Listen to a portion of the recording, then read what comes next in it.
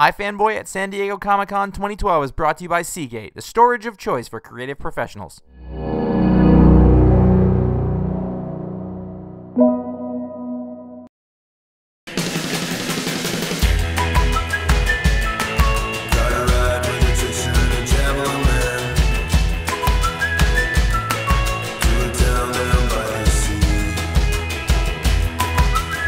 I'm here with Ramón Pérez at the Archaia booth. Congratulations, first of all. Oh, thank you very much, man. Thank you. A very big night at the Eisners for you for A Tale of Sand. This book it came from a really unique place. It was a sort of lost screenplay that was dug up. What did you think when you first heard about it? Like, did you envision it right away, or how did you get to where it was a book? Well, it was interesting because Archaia sent me the script when I first signed on to the before I signed on, just to kind of lure me in. And I only read half the script by the time I agreed to do the book, and more for the fact that they wanted an answer quicker, and but because I'd read it halfway through, and I'm like, this is bizarre. I don't know where this is going. It seems interesting, and but the gut feeling said go with it because A, I love Jim Henson, and B, it just seemed like every page has something else interesting to draw, a challenge to draw. So yeah, it just and then as I sat down and read it. It kind of just started to play like a movie in my head. So I just kind of really just translated what I saw in my head onto paper.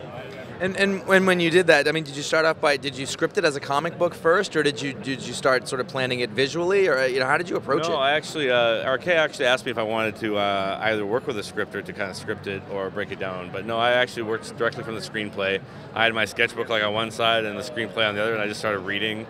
I would kind of read a few pages, kind of dilute it in my head, figure out where I wanted the page turns to be, what the moments I thought were going to be in those pages, and then kind of just draw. And I just kind of kept doing that for about a week, just kind of back and forth. And then after I was done, I kind of went back into it and fine-tuned the beginning, because as you work on something near the end, you kind of find its voice, usually about halfway through. So I went back in and retweaked the beginning of the book, and then we pretty much went with my first pass, aside from a few cuts and tweaks to a few sequences. So it was pretty cool. Now when I read the book, and Stephen Christie had been very over the moon about this book, so it came to me with a lot of fanfare, and I was like, oh, I know it's probably pretty good. And I read it, and I was like, this is really something special and something fun. And I hadn't read anything like it. When you were working on it, did you get that feeling when it was done? Were you more like, here it is? I don't know. Well, it was weird because the whole process, we did this book in a very short amount of time. It was a blur of work. But I was constantly reading the script as I was working on it, just to kind of reassess pages as I'm working on them and stuff like that. And the genius of Henson's script and its simplicity was kind of became apparent as I kept working on it, because at first pass I was like, oh, this is kind of a quirky script, and then I kept working on it, and I didn't think it would be the big thing it was, 3 Eisners. I wasn't expecting that, but I was really happy that Archaia just gave me a chance to kind of do it how I did it, and because they took a chance. It could have flopped for them for all they knew, and from the color palette to my crazy panel layouts and stuff like that. So it was just a joy, and I think it was when you're done, you just it was kind of a breath of fresh air. You're breathing, you're done, and then I got the first feeling, I think, of how awesome it was going to be when I got the mock-up version, the printer's proof, and I was like, wow, this is cool. Actually holding it in your hand. The design of the book is actually a big part of, I think, what makes it so great. How involved were you with that? Eric Skillman did an awesome job, and we were all three of us, Eric Skillman, myself, and Stephen Christie, were bantering back and forth about the design, the cover.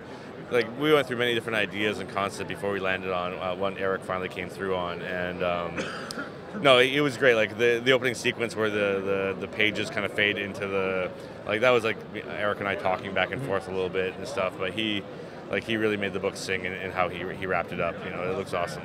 Now, one of the things that I noticed about the book when I was reading is this sort of sense of constant motion, and I know that this is what comic book pages are supposed to do. They sort of go from the left down to the right, but I constantly felt like I was moving through the book really quickly, and it makes you read it quickly. I mean, was that a thing that you were sort of planning on? But it was very motion intensive, you know, always going. I tried to keep them, like, I really tried to have the pages or the panels kind of pour into each other and be constantly moving, whether it was left to right or zigzagging or whatever. And because it's a journey, it's an adventure, the time was like a really sensitive thing for the main character. So I really tried to, like, you know, push that and make the reader kind of feel that through the staccato panels and stuff like that.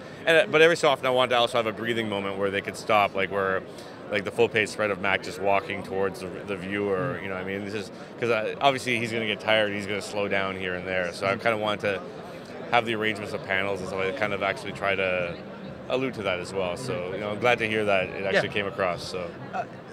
The book is it's surreal, I guess. I'm curious, you know, are you the kind of person who likes surreal stories, or are you more literal? Or, you know, was that a challenge to tackle? It was interesting because I'm more literal in the stuff, like when I write my own stuff, and but the thing I began to discover what I liked about it, because that's what we were all of us were working on it. We're all discussing, like, oh, what do you think it means? Or what this, you know, what's the, and each of us had our own take on it, and I kind of liked it in the fact that it was like a tarot card reading or a Rorschach's chest, where it's like, everybody's going to get something different out of it, and that's kind of what I like the beauty of it, because I remember doing interviews beforehand, before the book came out, and they'd be like, what's the story about? And I'm like, I couldn't tell you. Now. Yeah, I mean, you're going to get out of it what you get out of it, and I have my own personal interpretations of what I feel the story is about, and I know Stephen has his own, and they're like, everybody has their own way, and it's kind of cool that I think a story can do that. Yeah. Well, normally that would be a weakness, but in this is one of those cases where I didn't feel it was. Like, no, I couldn't tell you what it was about, but I didn't feel like I was cheated when I read it, I guess. Well, that's good to know. Yeah.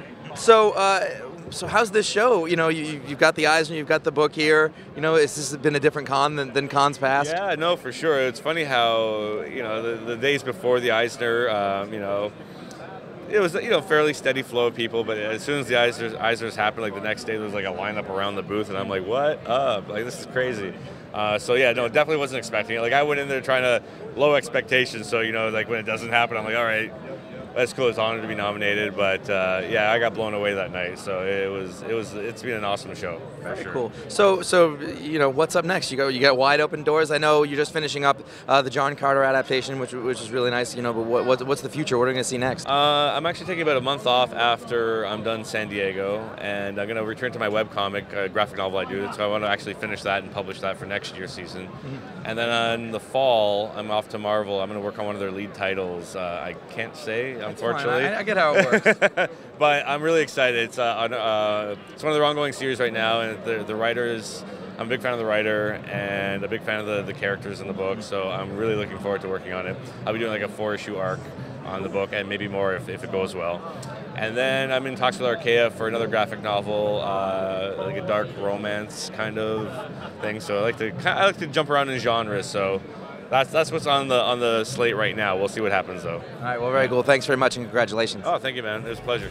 So Ron, I got this iPad. Okay. But I want to watch movies on it. How do I do that?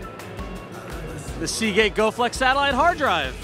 Thank you to Seagate for sponsoring all of our San Diego Comic-Con coverage. This little hard drive can carry all your movies, music, any other media, stream it wirelessly to your tablet. So I don't got to keep it on my hardware, I got to stream it. Exactly, and it works with Android, iPad, whatever you need. The free GoFlex satellite app lets you stream all your content, and you can enjoy it while you're on your flight back to LA.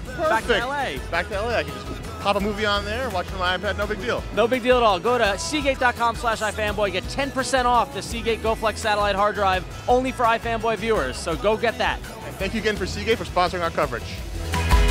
3, 2, I'm here with Marone. What were you going to say? Marone Perez. I don't know what happened there. Blah, blah, blah. Told you my throat was dry. 3, 2, I'm here with Marone. I did it again. Can you actually start this? I wasn't actually on the actual reel. Marone. That's who you're Marone now. Sorry. 3.